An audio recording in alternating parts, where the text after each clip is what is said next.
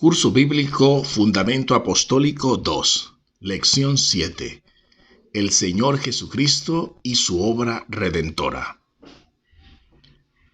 El Señor Jesucristo durante su ministerio en la tierra cumplió con todos los preceptos de la ley, haciendo la voluntad del Padre, y así librarnos del yugo que ni nosotros ni nuestros padres habíamos podido llevar. Lo dijo el apóstol Pedro y los apóstoles en Hechos capítulo 15, verso 10. Se bautizó para cumplir toda justicia humana e iniciar una nueva dispensación. Después del bautismo fue tentado por el diablo y de allí salió victorioso para comenzar su ministerio de redención. Su obra se manifestó principalmente en tres aspectos: enseñando en las sinagogas, predicando el evangelio del reino y sanando toda enfermedad y dolencia del pueblo. Mateo capítulo 9, verso 35. ¿Qué significa Mesías y Cristo? Cristo es una traducción del término hebreo Mesías, que significa ungido, y que se emplea como título de nuestro Señor Jesucristo.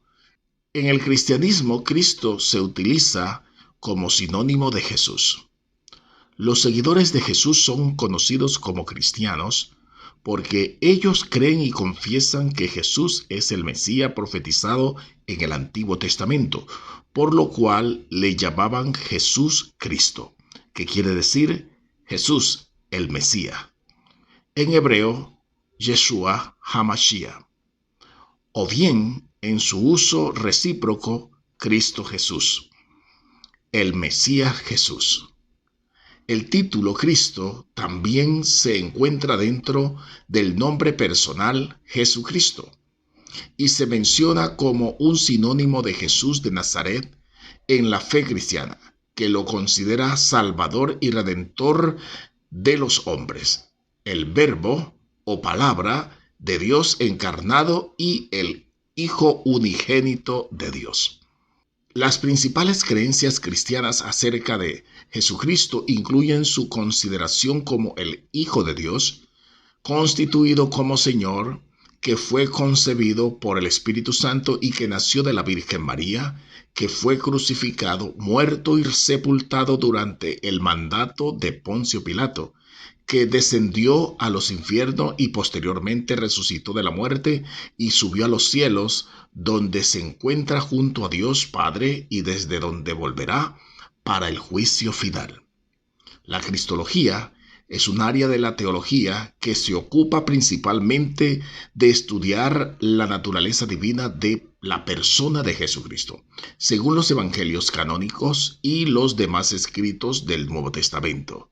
El Mesías del judaísmo tradicionalmente hace referencia a un futuro líder, un rey judío proveniente de la línea davídica, es decir, un descendiente directo del David bíblico, que será ungido y por consiguiente el ungido del pueblo de Israel, e investido para gobernar todo el pueblo judío como el resto de la humanidad. Conocido como Mashiach ben David, el rey en cuestión sería el ungido y el último de los dos Mesías esperados por el judaísmo. El primero, Mashiach ben Yosef, junto con el segundo, Mashiach ben David, estarían involucrados en la liberación del pueblo judío del exilio, y ello daría paso a la era mesiánica, donde todas las naciones reconocen al Dios de Israel como soberano, donde reinará la paz y la justicia.